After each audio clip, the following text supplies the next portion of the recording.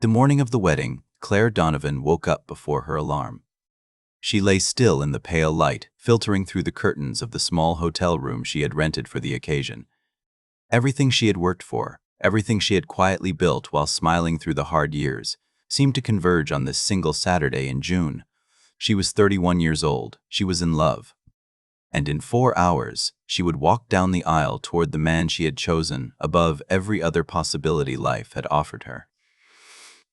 She did not know that 4 hours later, she would be standing at that altar alone. Claire had met Ethan Hargrove at a corporate networking event 3 years earlier. Ende.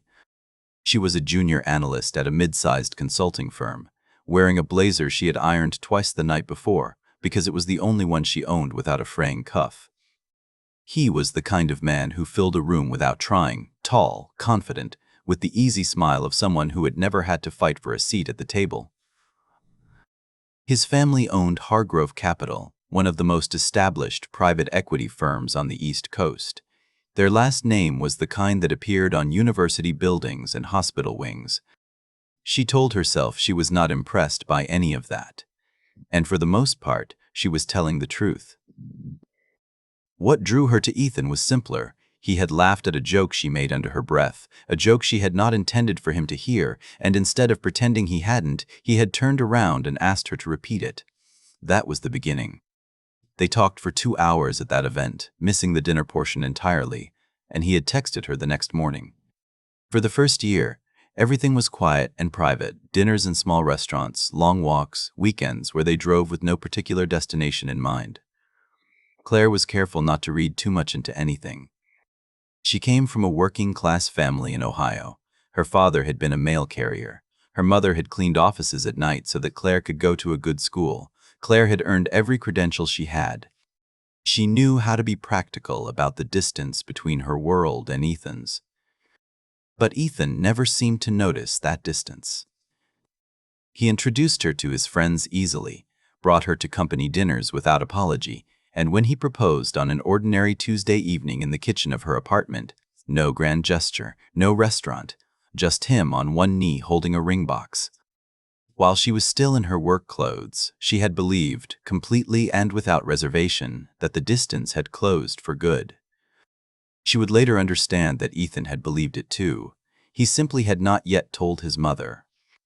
Victoria Hargrove was not a cruel woman in the way that cruelty is usually recognized. She did not raise her voice.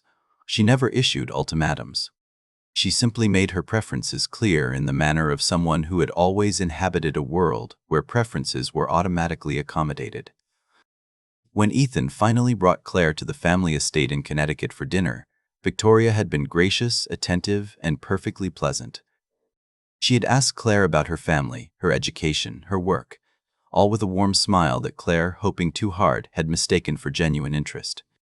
That night, after Claire had gone to bed in the guest room, Victoria had spoken to Ethan in the library for 2 hours. Claire never learned what was said in that room.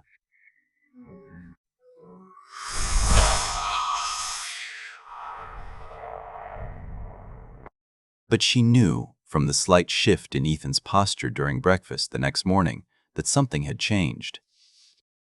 The engagement continued. The wedding was planned.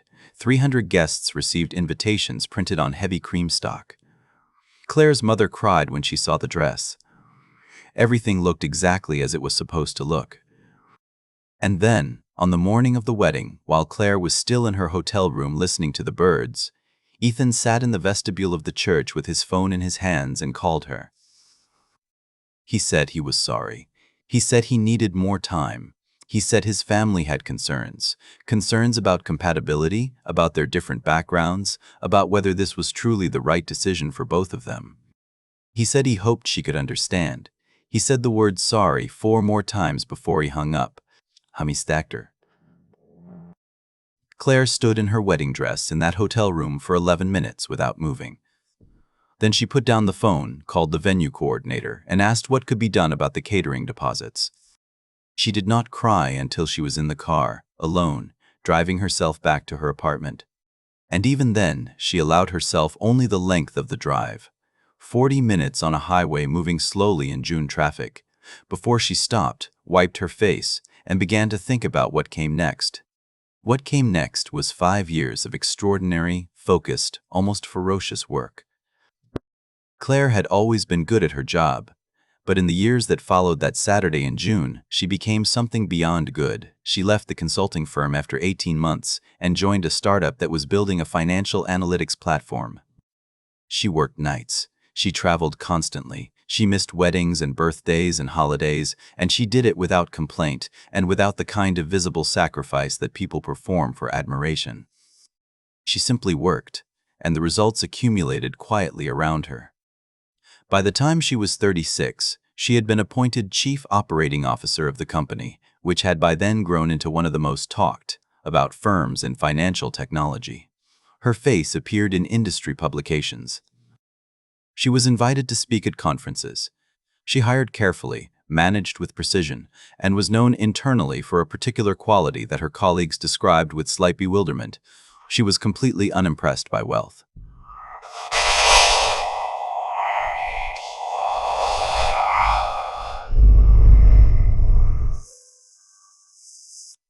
Investors who arrived expecting to dazzle her with their portfolio size left her office having been asked very specific, uncomfortable questions about operational strategy. She never spoke publicly about her personal life. Nobody at the company knew about the wedding that had not happened. As far as her professional world was concerned, Claire Donovan had always been exactly who she was now: composed, formidable, and entirely self-made. Ethan Hargrove's life, in those same 5 years, had followed a different trajectory. He had married a woman named Isabel 3 months after calling Claire from the vestibule, a woman from the right family, with the right background, and the right understanding of what the Hargrove name required. His mother had approved immediately. The wedding was elegant. The photographs were beautiful. The marriage lasted 19 months. Wire is AT2SAS. The marriage tastes to 5 day. The divorce was expensive in every sense of the word, and not only financially. Hargrove Capital struggled through a series of poor investments during a difficult market period, and Ethan, who had coasted on his family name and the confidence it produced, found himself suddenly visible in a way he had never been visible as. Someone who had not, in fact, earned the position he occupied. He made decisions that compounded the problems. Key people left. By the time he was 38, he was managing the remnants of his family's reputation with the particular exhaustion of someone who had spent years navigating the distance between who they were and who they were expected to be. He sent out resumes for the first time in his life at 39.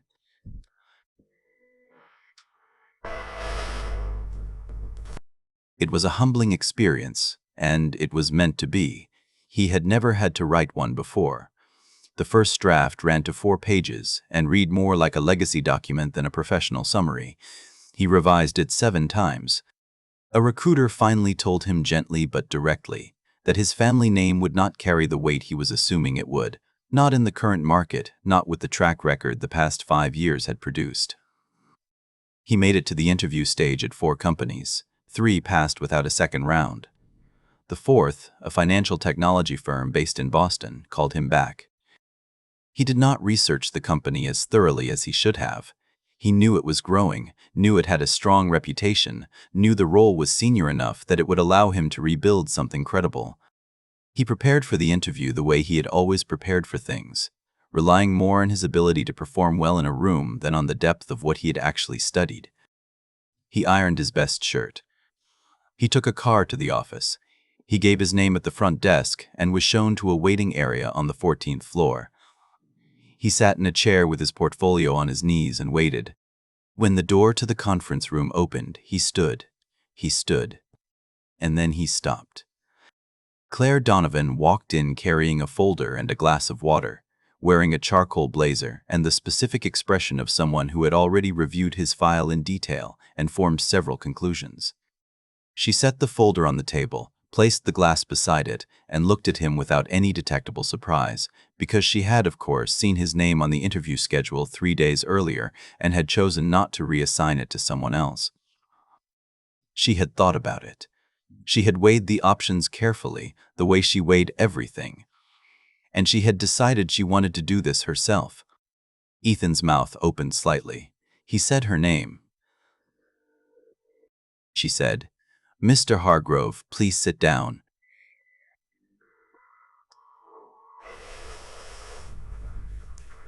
To betrayed and hemso was und, both betrayed and hemso was und and hemso, and tease and asked of ration. The interview lasted 45 minutes. Claire was professional in a way that offered him no foothold, no warmth, no coldness, nothing that could be characterized as personal. She asked him about strategy and operations and risk management and leadership failures. She asked him to describe a moment when he had made a decision that cost people something and what he had done about it afterward. She asked this question looking directly at him, and she did not look away while he answered. He answered carefully. He was not stupid, and he had spent enough time in genuine difficulty to have some honest material to draw from. He spoke about the investment decisions, the leadership gaps, the things he wished he had handled differently. Some of it was real. She could tell, with the precision that came from years of interviewing people, which parts were real and which were performance. At the end, she closed the folder and folded her hands on the table. She thanked him for his time. She told him that the team would be in touch. She stood, and he stood, and she offered her hand across the table, and he shook it. Versailles. He looked at her and said quietly, "Claire."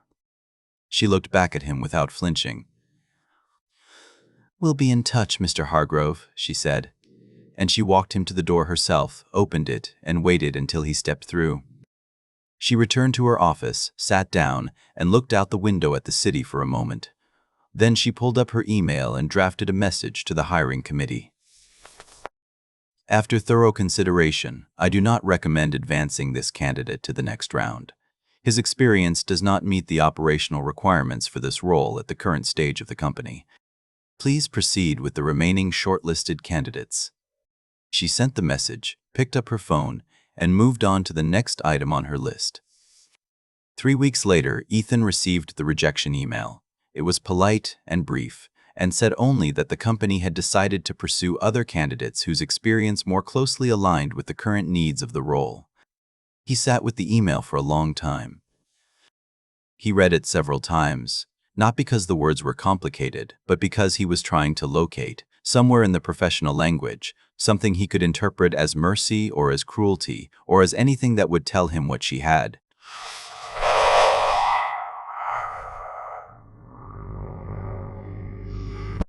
Intended. He found nothing.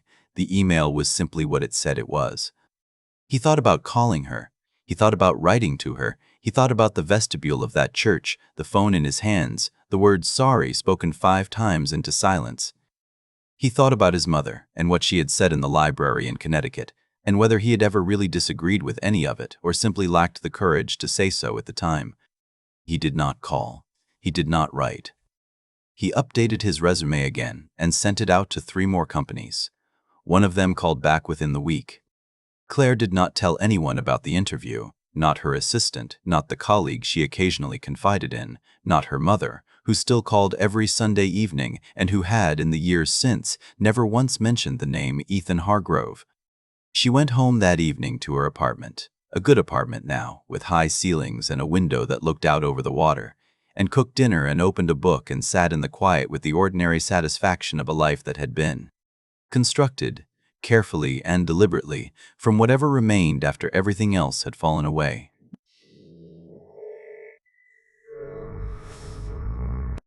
She had not rejected him as punishment. She genuinely believed he was not the right candidate for the role. She had made the decision the way she made all decisions, by looking clearly at the evidence in front of her and choosing what she believed was correct. But she would not pretend that there had been nothing else in the room. There had been a moment, near the end of the interview, when he had spoken about the things he wished he had done differently, and his voice had dropped slightly, and something in his face had looked, briefly, like the man she had once believed she knew, and she had felt something that was not exactly forgiveness but was adjacent to it, a loosening, a setting down of something heavy she had not fully realized she was still carrying.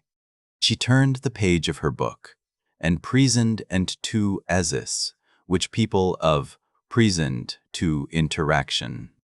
Outside, the city moved on in its noise and light, indifferent and magnificent, full of people carrying the invisible weight of what had already happened to them, choosing every day what to do with it.